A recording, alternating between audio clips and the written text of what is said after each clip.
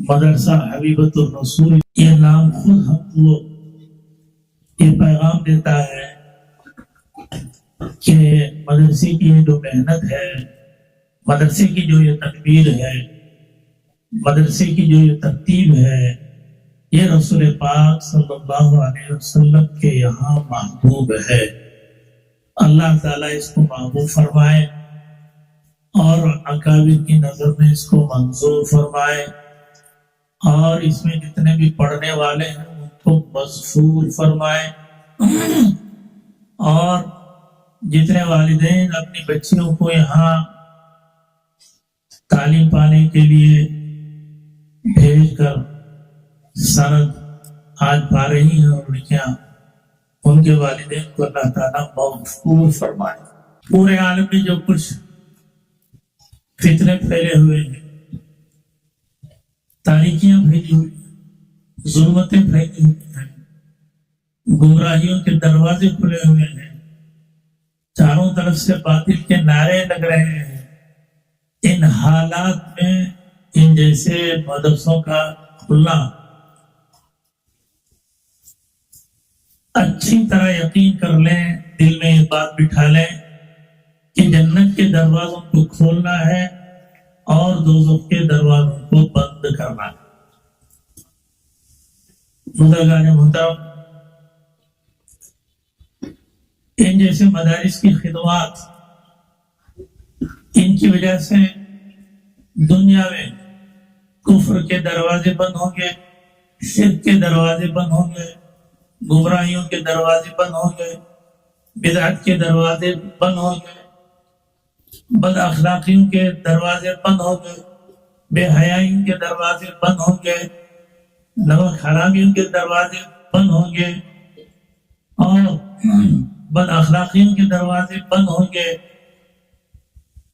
لڑائی اور جھگڑوں کے دروازے بند ہوں گے، اختلاف اور نزاعات کے دروازے بند ہوں گے، جتنے فتنے ہیں ان تمام فتنوں کے دروازے بند ہوں گے۔ اور ان جیسے مدارس کی محنت سے، ان مدارس کی تعلیم سے، ان مدارس کی تربیت سے اللہ تعالی ہدایتوں کے دروازے کھولیں گے، رحمتوں کے دروازے کھولیں گے، علم کے دروازے کھولیں گے، فہم کے دروازے کھولیں گے، حکمت کے دروازے کھولیں گے، نیک اخلاق کے دروازے کھولیں گے،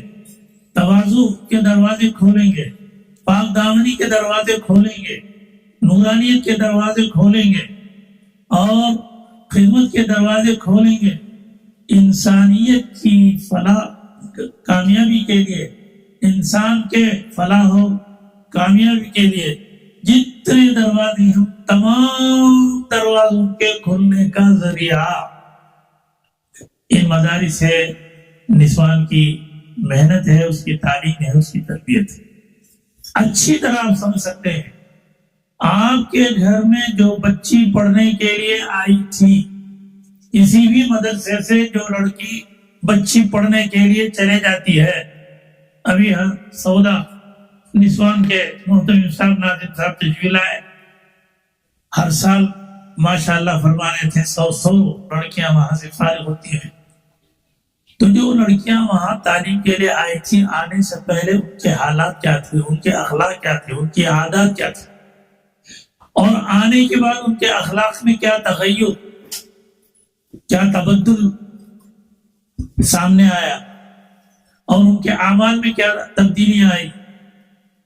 اور ان کے آداب میں کیا تبدیلیاں آئی، خود ان کے گھروں میں جا کر پوچھیے، ان کے والدین سے پوچھیے، ان کے رشتہ داروں سے پوچھیے۔ ان جیسے مدارس ہے، نسوان میں پڑھنے والی طالبات جب اپنا فیڈ بیک سناتی ہیں، تاثرات سناتی ہیں، وہ خود سناتی ہیں کہ میں آنے سے پہلے اس طرح ضدی تھی اور اس طرح میں بد اخلاق تھی کہ اپنی والدہ کو ایک گلاس پانی بھی اٹھا کر نہیں دیتی تھی، والدہ کی کوئی خدمت نہیں کرتی تھی، گھر کے کسی کام میں ہاتھ نہیں بٹاتی تھی۔ لیکن جب سے یہاں تعلیم کا موقع ملا اور یہاں کی تربیت سے استفادہ کا موقع ملا، اب میری والدہ خود کہتی ہیں اگر بیٹی کا نام نجمہ ہے، نجمہ تو ہماری بیٹی تو وہی ہے یا کوئی اور ہے؟ ہمارے یہاں ایک بہت بڑے انجینئرنگ کالج تھے،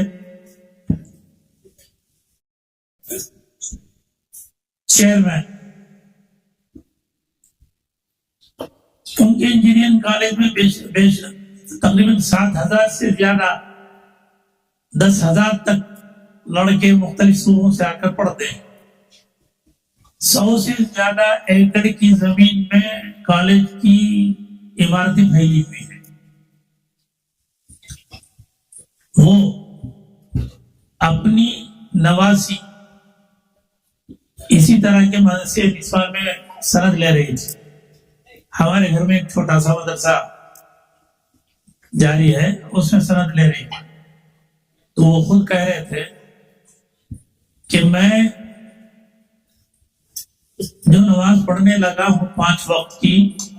وہ میری نمازی کی برکت ہے۔ خاص طور پر میں جو فجر کی نماز پڑھتا ہوں بلا ناغہ، نمازی کی برکت ہے، اس لیے کہ میں سو جایا کرتا تھا، تاخیر سے اٹھا کرتا تھا، لیکن میری نمازی آ کر اڑ جاتی تھی، نانا جان اٹھ جائیے، نانا جان اٹھ جائیے۔ میں کبھی اس کو ڈرا کے دھمکا کے بھیج دیتا، اچھا بعد میں دیکھیں گے کہہ دیتا تھا، تو اس کے لیے وہ ایسا انتقام لیتی تھی مجھ سے کہ پورے دن کھانے سے رک جاتی تھی، اور یہ کہتی، نانا جان جب تک آپ نہیں بیدار ہوں گے میں کھانا نہیں کھاؤں گی۔ اس کے ضد کی وجہ سے میں اللہ کے لیے نہیں، میری نمازی کی وجہ سے میں نماز پڑھنا شروع کیا۔ الحمدللہ میں روزانہ فجر کی نماز وقت پر پڑھتا ہوں۔ اس طرح آپ کو ہزاروں کارگزاریاں ملیں گی۔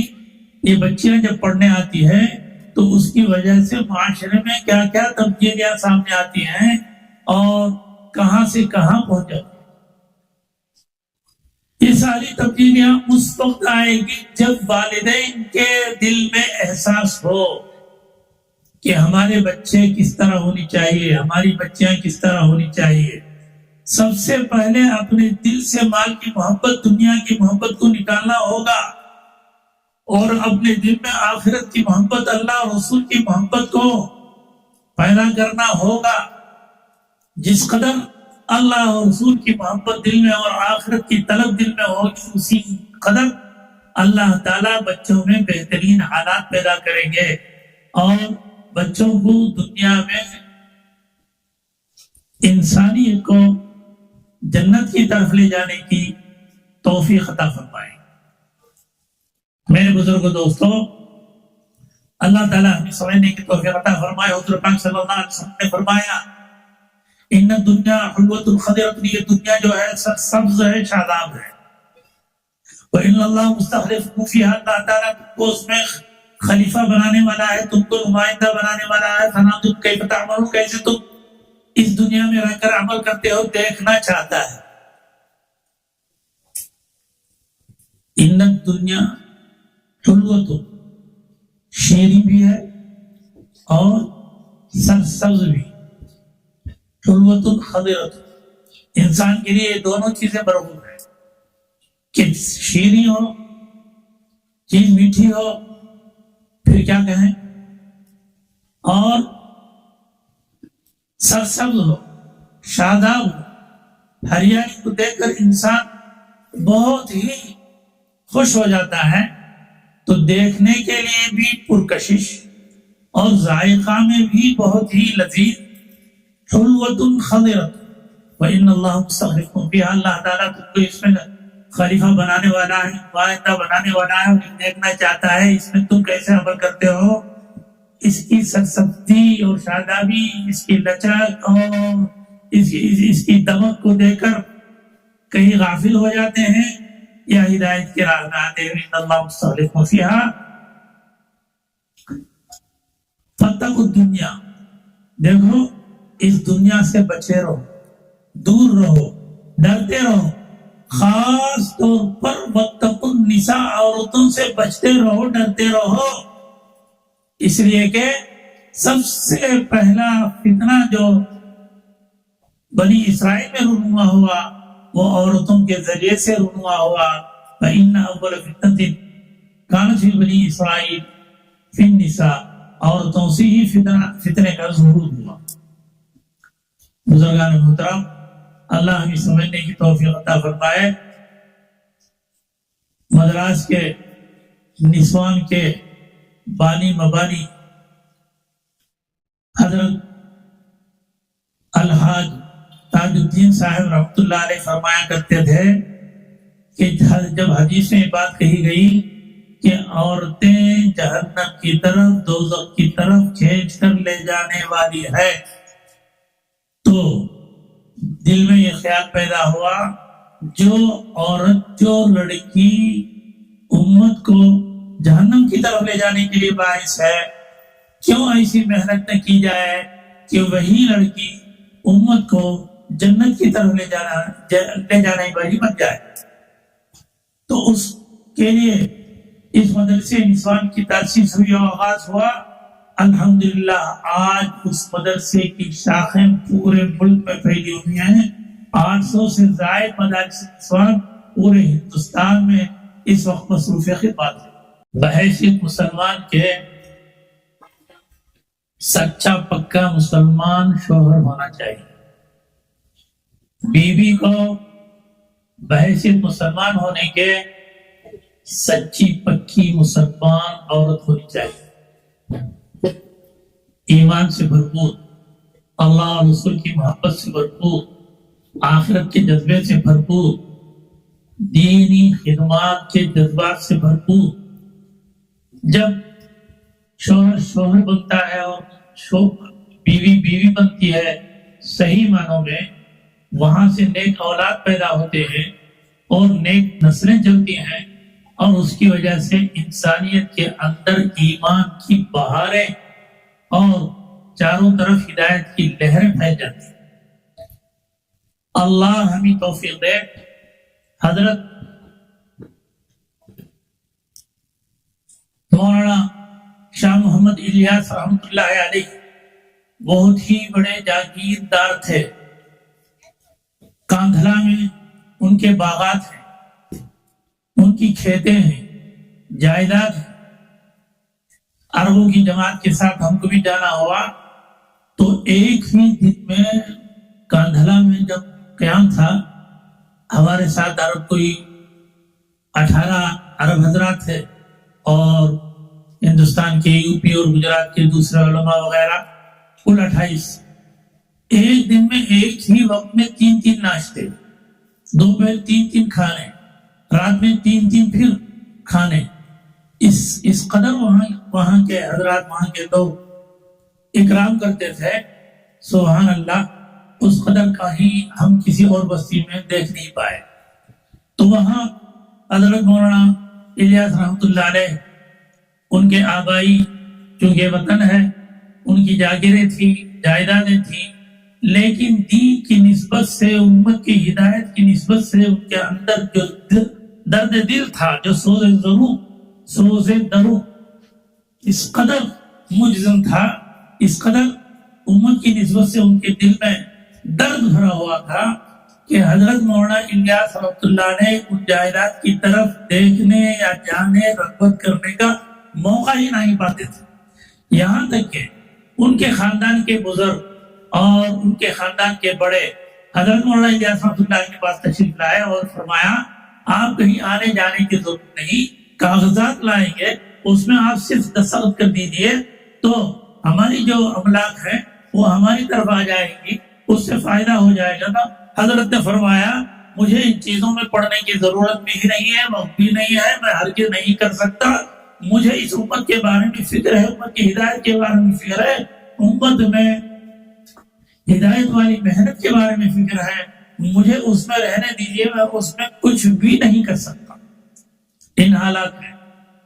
حضرت مولانا الیاس رحمۃ اللہ علیہ، ان کی والدہ محترمہ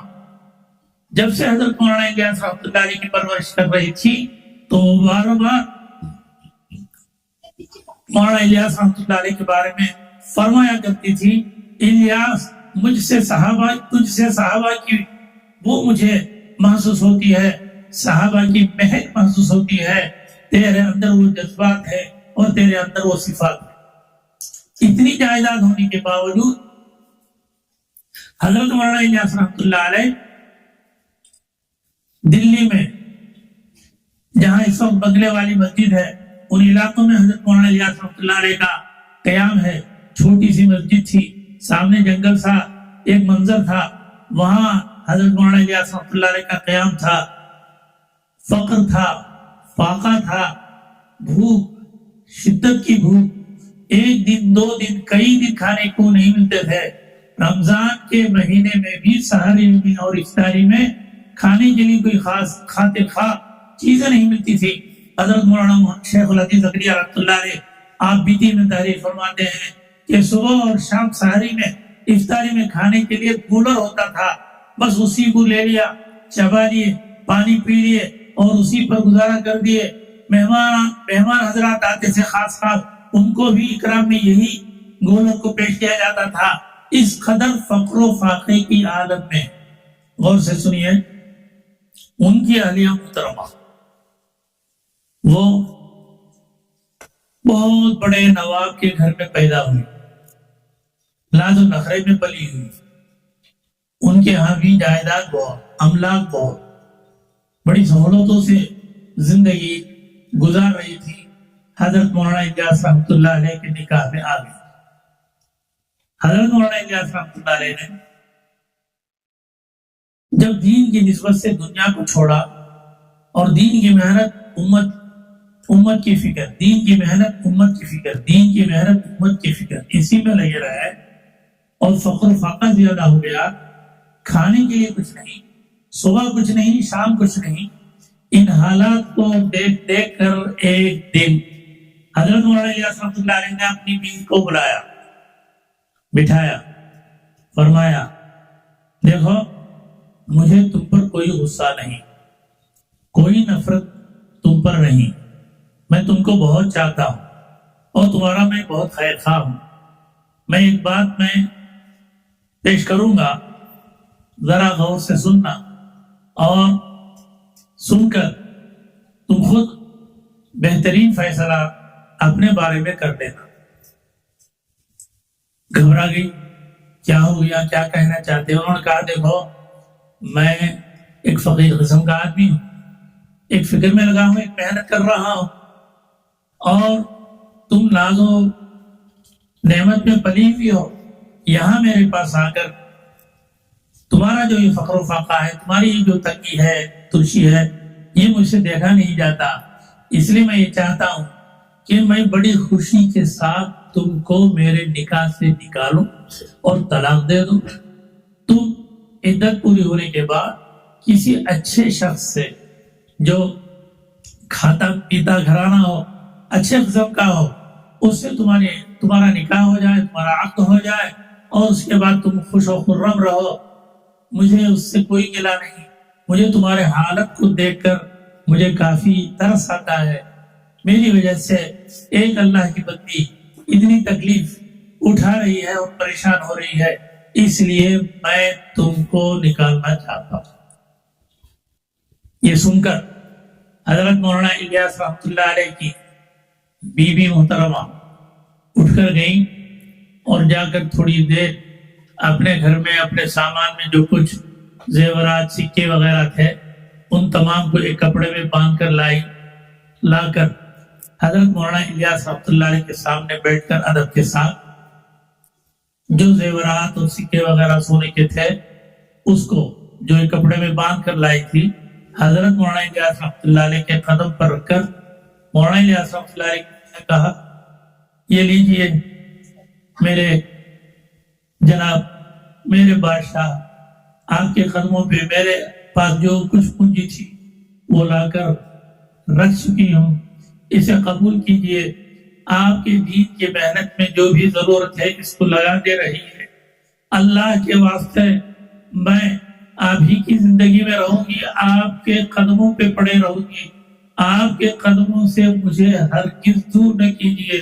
مجھے جینا اسی میں ہے، مجھے مرنا اسی میں ہے، اس کے بغیر نہ اس دنیا میں نہ میرے لیے کوئی جنت ہے آخرت میں کوئی راہ، یہ کہہ کر رونے لگے۔ حضرت مولانا الیاس رحمۃ اللہ علیہ بہت خوش ہوئے، بہت خوش ہوئے، بہت دعائیں دی۔ نتیجہ کیا ہوا؟ اللہ اکبر، اللہ تعالیٰ نے اس بیوی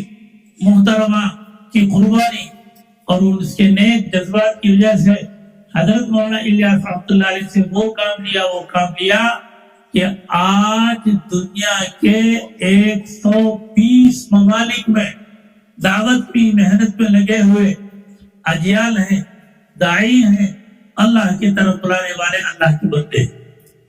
120 ممالک۔ دین کی آج جو محنتیں ہو رہی ہیں عالمی طور پر،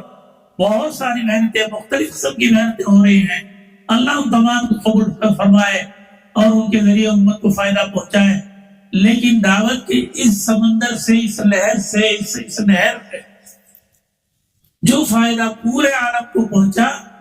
تقریباً 120 ممالک میں چاروں طرف سے دعوت کی محنتیں ہیں اور لوگ چل رہے ہیں اور لوگوں لے کر چل رہے ہیں، ہدایتوں کے دروازے کھل رہے ہیں۔ ایک بیوی صاحبہ کی محنت، اس کی قربانی، اس کے آنسو، اور اللہ تعالیٰ نے حضرت مولانا الیاس رحمۃ اللہ علیہ، حضرت مولانا محمد یوسف صاحب رحمۃ اللہ علیہ سے فرزند ارجمند کو عطا فرمایا۔ ان نیک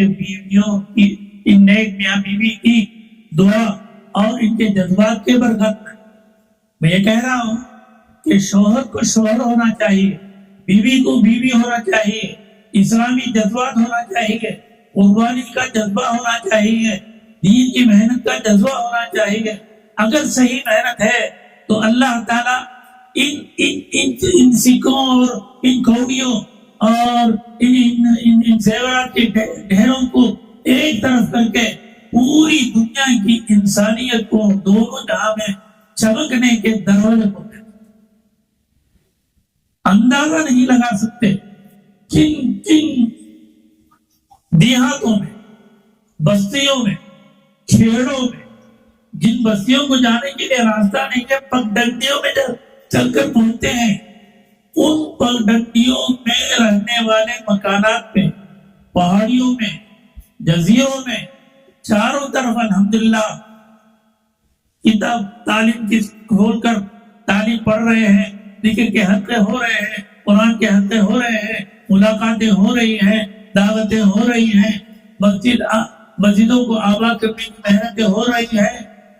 میاں بیوی مل کر انہوں نے قربانیاں دی اور ایک تک کو اپنے اندر لیا کہ مسلمان کو مسلمان ہونا چاہیے۔ حضرت مولانا یوسف رحمۃ اللہ علیہ جیسے فرزند ارجمند کو اللہ تعالیٰ نے ان کو عطا فرمایا۔ حضرت مولانا یوسف رحمۃ اللہ علیہ آنے کے بعد عالم عرب میں ایک کام پھیلا، چاروں طرف سے ایک کام پھیلا اور پھیلنے لگا، اتنا پھیلا حضرت مولانا شیخ الحدیث زکریا رحمۃ اللہ علیہ نے فرمایا کہ محمد یوسف جو ایک زمانے میں ہمارا بیٹا، ہمارا بھتیجا اور ہمارا چھوٹا تھا، کانا مملوکی فاصبح مالکی، ہمارا مملوک تھا، ہمارا چھوٹا تھا، اللہ نے اس سے وہ کام لیا کہ ایک زمانے وہ ہمارا مالک بن گیا۔ اللہ اس قدر ان سے خدمات لیا کہ حضرت مولانا یوسف رحمۃ اللہ علیہ بنگلہ والی مسجد میں رہتے تھے اور جماعتوں کے آمد و رفت، روانگی، واپسی، ہدایات، صبح کے بیانات اور صحابہ دن رات اسی فکر میں۔ ان حالات میں حضرت مولانا یوسف رحمۃ اللہ علیہ کی اہلیہ محترمہ ایک دیوار درمیان میں، دیوار کے پیچھے مکان اور کمرہ۔ حضرت مولانا محمد یوسف رحمۃ اللہ علیہ دعوت کی محنت میں اتنے مصروف ہے، جماعتوں کے استقبال میں اتنے مصروف ہے، جماعتوں کی روانگی میں اتنے مصروف ہے کہ اس دیوار کو پار کر کے جا کر بیوی کے حالات پوچھنے سے بھی عاجز رہ گئے، جا نہیں پاتے تھے۔ حضرت مولانا یوسف رحمۃ اللہ علیہ کی بیوی محترمہ وہ بیمار ہوتی تھی، تقاضے ہوتے تھے، تکلیفیں سامنے آتی تھی، لیکن مولانا الیاس رحمۃ اللہ علیہ، مولانا یوسف رحمۃ اللہ علیہ جا کر خیر خیریت پوچھنے کی نوبت نہیں آتی۔ ان حالات کو دیکھ کر حضرت مولانا منظور رحمانی رحمۃ اللہ علیہ کی اہلیہ محترمہ جو حضرت مولانا خلیل الرحمان سجاد نعمانی کی والدہ محترمہ ہیں، وہ حضرت مولانا یوسف صاحب رحمۃ اللہ علیہ کی بیوی سے انہوں نے بات کی اور کہا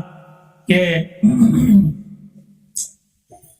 آبا جان یہ کیا حالات ہے آپ کی،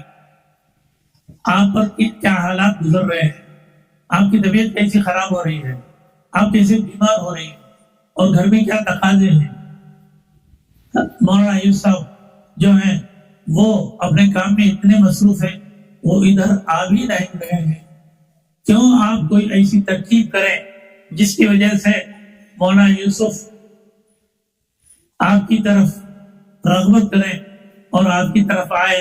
آپ کی خیریت پوچھیں، اس کی کوئی ترکیب کر لیں تو اچھا ہے۔ اگر آپ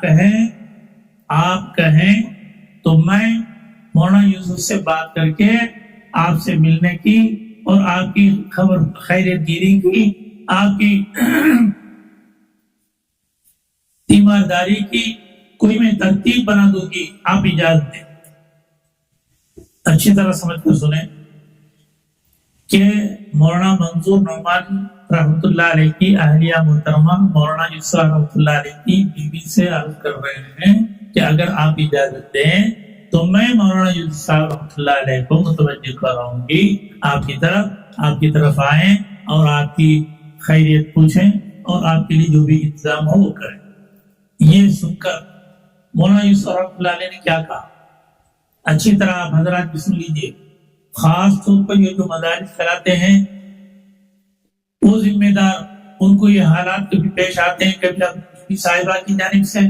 کبھی اپنے بچیوں کی جانب سے، کبھی اپنے بچوں کی جانب سے، کبھی یہ حضرات تعاون کر رہے ہوں، دوسرے رشتہ دار اس میں آڑ آ جاتے ہیں اور کہتے ہیں وہ ہمیشہ بد رہتے ہیں، گھر کی کوئی خیریت نہیں، لڑکی بغل ہو گئی، اس کے لیے کوئی نسبت کی تلاش نہیں، اور بڑا لڑکا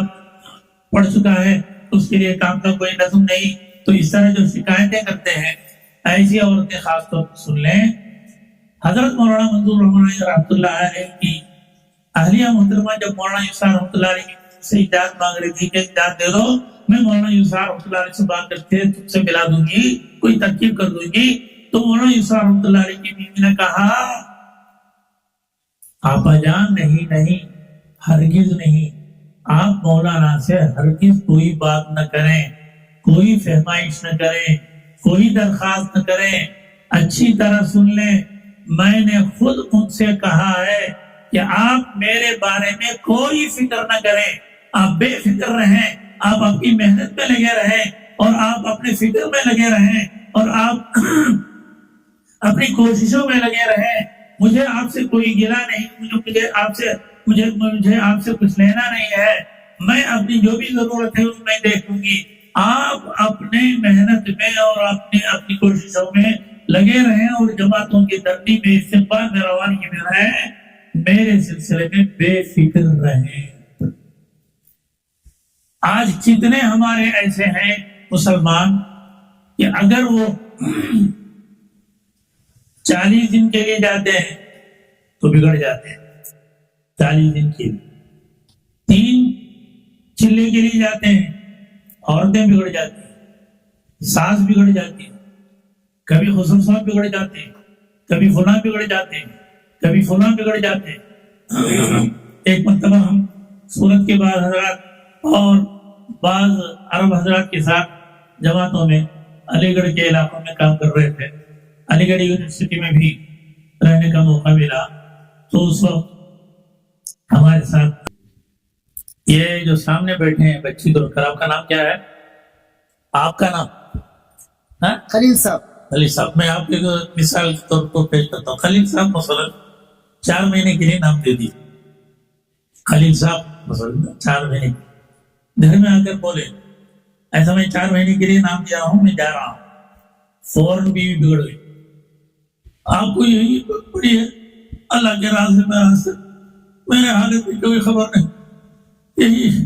پتہ نہیں میں کیا منہ سے گناہ کر کے بیٹھ گئی، کہ میرے سر پہ آپ جیسے شوہر کا اللہ تعالیٰ لگاتا ہوں، میرے والدین کو کیا بوجھ بن رہی تھی کر کے وہ رونے لگے۔ انہوں دیکھے خلیل صاحب جا کر خسر صاحب سے بول، آپ دعا کیجئے، ذرا اپنی بچی کو ہمت دیجیے۔ عجیب ہے صاحب، آپ بھی نکل گئے اللہ کے راستے میں، میری بچی بیچاری وہ تنہا کیا کرے گی کر کے انہوں بھی روک دیا۔ ساتھ صاحب کے پاس گئے، ساتھ صاحب مانگ لیں گے، کبھی بھی جاتے ہیں تو ماشاءاللہ ساتھ صاحب کا اکرام تو ہوتا ہی ہے، تو اس لیے جا کر بولے ہیں کہ زیادہ نہیں، 4 مہینے کے لیے جا رہا ہوں، ذرا آپ بچی کو سنبھال لیجیے، میں جا کر آتا ہوں۔ اب ساتھ صاحب ارے یہی چکر ہے، مہینے میں 3 دن چلے جاتے ہیں، کبھی عشر میں چلے جاتے ہیں، کبھی آپ چلے جاتے ہیں، ارے گھر بار کا بھی کوئی حصہ ہے یا نہیں، اپنے بیوی بچوں کا بھی کوئی حق نہیں، یہ عجیب جماعت والے تو بھی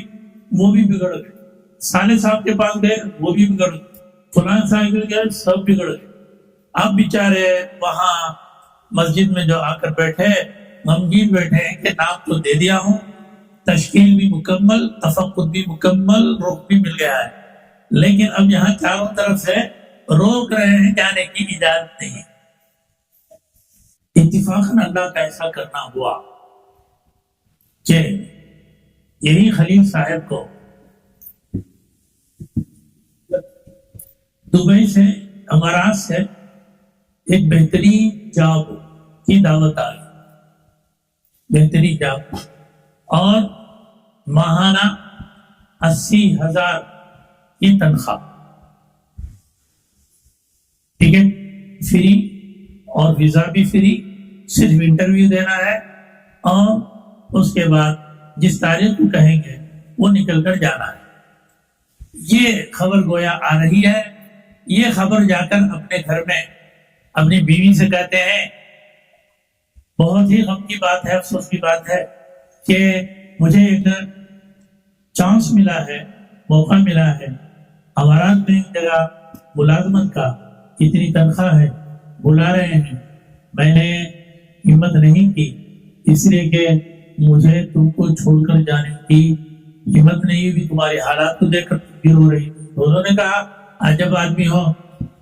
زندگی بھر پڑھتے مشکلیں اٹھاتے رہے، تکلیفیں اٹھاتے رہے، اب ایک دروازہ کھلا ہے، تم کو تو جانا ہی چاہیے، ایسے وقت میں میرے بارے میں کیا فکر کرتے ہیں۔ تو اب وہ اپنے خسر صاحب کے پاس گئے، تو انہوں نے بھی کہا ماشاءاللہ یہ میری بیٹی کی دعا ہے، آمین، اس کی وجہ سے آپ کو یہ موقع ملا ہے، اس لیے آپ ہمت کر کے جائیے، آپ کی بیٹی میرے گھر میں رہے، آپ کی بیوی میرے گھر میں رہے گی، سارا انتظام میرے پاس ہو جائے گا۔ اس کے بعد وہ اپنا جو صالح صاحب ہیں سے اور فلان سے سب سے یہ کہہ رہے تھے کہ حالات کو دیکھ کر مجھے جانے کی ہمت نہیں ہو رہی ہے، آپ حضرات کہہ رہے تھے کہ گھر لٹ جائے گا اور بچوں کی پرورش نہیں ہوگی اور یہ بیوار ستر ہو جائیں گے، تو اس لیے مجھے ہمت نہیں ہو رہی ہے۔ اب سبوں نے مل کر کہا نہیں نہیں نہیں، آپ کو ہمت کرنی چاہیے، آپ کو نکلنا چاہیے، آپ چلے جائیے، ہم آپ کا پورا انتظام کر لیں گے۔ تو خلیل صاحب نے بڑی حکمت سے کہا کہ 2 سال کے لیے یہ ویزا ہے، 2 سال کے بعد ہی آ سکتا ہوں، آرام سے 2 سال کے بعد آئیے، کوئی بات نہیں، بچوں کی سب کی ہم پرورش کر لیں گے۔ تو انہوں نے کہا دیکھیے 2 سال میں سے میں صرف 4 مہینے کے لیے اب جماعت میں جا رہا ہوں، آپ سارا انتظام کر دیجیے، اللہ تعالیٰ امارت والے جو ملازمت دے رہے ہیں اس پر یقین اتنا آ گیا ہے کہ ہم 2 سال کے لیے گھر بار تو بچوں بیویوں کو سب سنبھال لیں گے۔ آپ کے اندر ہمت آ گئی ہے، اللہ کے راستے میں اللہ کے بندوں کو اللہ سے ملانے کے لیے بھی جا رہا ہوں، تو اللہ تعالیٰ ہم کو ضائع کر دیں گے، میں اللہ کے راستے میں جا رہا ہوں، چھوڑ دیجیے، نکل کر چلے۔ یہ ہے ہمارا ایمان۔ میں یہ کہہ رہا تھا کہ حضرت مولانا یوسف رحمۃ اللہ علیہ نے کہا کہ آپ میری جانب سے بے فکر رہیے، اللہ کے راستے والی محنت کیجیے، دعوت والی محنت کیجیے، امت میں ہدایت والی محنت کیجیے، اللہ ہمارا پورا انتظام کر دے۔